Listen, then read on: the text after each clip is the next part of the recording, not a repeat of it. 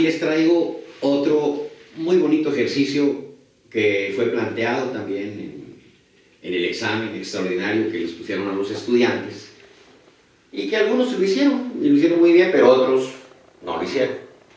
¿Y qué es lo que dice este problema? Que no lo hicieron. Ah, muy bien. Este problema dice lo siguiente. Un bloque de masa m cuelga de un resorte de constante elástica K. El resorte se pone a oscilar verticalmente respecto a su posición de equilibrio. Si la velocidad de propagación es de 200 metros por segundo, ¿qué análisis podría hacer con respecto al gráfico? No dice textualmente qué análisis podría hacer. Eso yo se lo estoy poniendo porque se los quiero explicar. Les ponían que si dónde era la velocidad más grande, o sea, dónde era la velocidad cero y cosas por el estilo. El problema se resuelve con teoría básica. ¿Cómo es que se va a resolver este problema? Este problema, vean, aquí tienen ustedes un resorte. Este resorte se pone a oscilar y empieza a describir un movimiento armónico simple. Para los que no se acuerden o no sepan lo que es un movimiento armónico simple, es un movimiento periódico y sin fricción. Cuando me refiero a un movimiento periódico, me refiero a aquella clase de movimiento en el cual son movimientos que se repiten a intervalos de tiempos iguales. Eso es un movimiento periódico. Y un movimiento periódico y sin fricción me genera un movimiento armónico simple. Si hubiera fricción y cosas por el estilo, ya no experimentaría un movimiento armónico simple, sino sería un movimiento amortiguado. ¿De acuerdo? Que no es el caso. ¿Sí?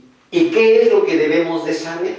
Pues miren, cuando este resorte está oscilando, tenemos estos valores que están representando a la amplitud. Si les preguntan en un examen cuál es la amplitud que describe este movimiento armónico, bueno, pues la solución es que la amplitud es igual a 8. ¿A 8 qué? Pues pueden ser 8 unidades de longitud, de centímetros, pies, qué sé yo. Simplemente es una longitud que dice aquí 8. Sube a 8, baja a menos 8. Está oscilando entre 8 y menos 8. Entonces la amplitud es 8. Y fíjense que bien que cuando se habla de sonido, incluso una de las cualidades del sonido, ¿verdad?, es la intensidad. Y la intensidad está prácticamente relacionada pues, con la amplitud de la onda. Y la intensidad es la que te dice qué tan fuerte o débil es un sonido. Se los comento nada más, ¿verdad? Y vean ustedes que la amplitud es 8. Ok. Y te pueden preguntar, oiga profesor, ¿y dónde la velocidad del bloque es 0? Bueno, fíjense bien. Déjenme explicarles algo. ¿Sí? Cuando un cuerpo empieza a moverse en un movimiento circular uniforme, ¿verdad?, la proyección de esa partícula sobre su diámetro describe un movimiento armónico simple, ¿de acuerdo? De tal manera que en los extremos la velocidad es 0. En este caso, si este fuera el caso, pues en este punto, en este punto, en este punto y en este punto y en los que siguen, la velocidad es 0. No es máxima, es 0 la velocidad. ¿Dónde la velocidad es 0? 1, en las crestas y en estos valles. Ahí la velocidad de este bloque es 0. ¿Y dónde? Vean, en los tiempos. En los tiempos. 1, 3, 5, etc. En los tiempos 1 segundo, 3 segundos, 5 segundos, 7, en todos los impares. Ahí la velocidad de este bloque siempre va a ser 0. Y también, si les llegan a preguntar, oye, ¿y dónde la velocidad de ese bloque es máxima? En estos puntos, donde se presentan los nodos estos. Ah, o sea, en el tiempo igual a 0, en el tiempo igual a 2, en el tiempo igual a 4, en el tiempo igual a 6, etc. O sea, en todos los pares, ahí, del tiempo, la velocidad de este bloque tendrá que ser máxima. Así de fácil.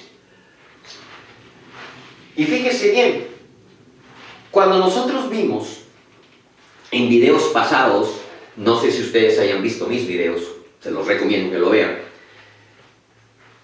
Muchos piensan que cuando el bloque pasa por la zona de equilibrio, que es donde lleva la máxima velocidad, la aceleración también debería ser máxima, y eso es falso, totalmente. La velocidad es máxima en los extremos, donde precisamente la velocidad es 0. Y donde la velocidad es máxima, que es en la posición de equilibrio, ahí la aceleración es 0. Eso se los recomiendo que vean mi video, ¿sí? Entonces, en los tiempos 0, 2, 4 y 6 segundos, la velocidad es máxima. Ahora, les pueden preguntar, oiga, profesor, ¿y cuál es el periodo de oscilación de este movimiento ondulatorio? Bueno, ¿qué se entiende por periodo? Por periodo se debe de entender, dependiendo del tema que estén viendo, es el número, en este caso, de oscilaciones dadas en la unidad de tiempo. Si ustedes están hablando del movimiento circular, podría ser el número de revoluciones dadas en la unidad de tiempo, es la frecuencia, y el periodo sería el tiempo en el que se da una revolución completa. Muy bien. En nuestro caso, si nos preguntaran, oiga, profesor, ¿y cuál es el periodo de esta onda? Pues es el tiempo en el que se completa un ciclo, ¿bien? O una oscilación completa.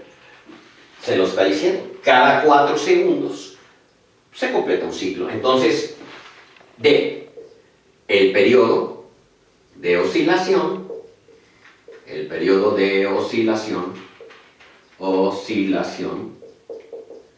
es igual a 4 segundos. Muy bien. ¿Qué otra cosa les podía preguntar? ¿Cuál es la frecuencia de oscilación? Ah, muy bien. La frecuencia es el número de oscilaciones dadas en la unidad de tiempo. En este caso, como yo ya tengo el periodo y la frecuencia está relacionada con el periodo, está relacionada con la frecuencia y la frecuencia está relacionada con el periodo, pues esto tendrá que ser 1 entre t. Muy bien. Entonces dividamos 1 entre 4 segundos. Y esto me daría 0.25 Hz. Perfecto. Ya tenemos la frecuencia.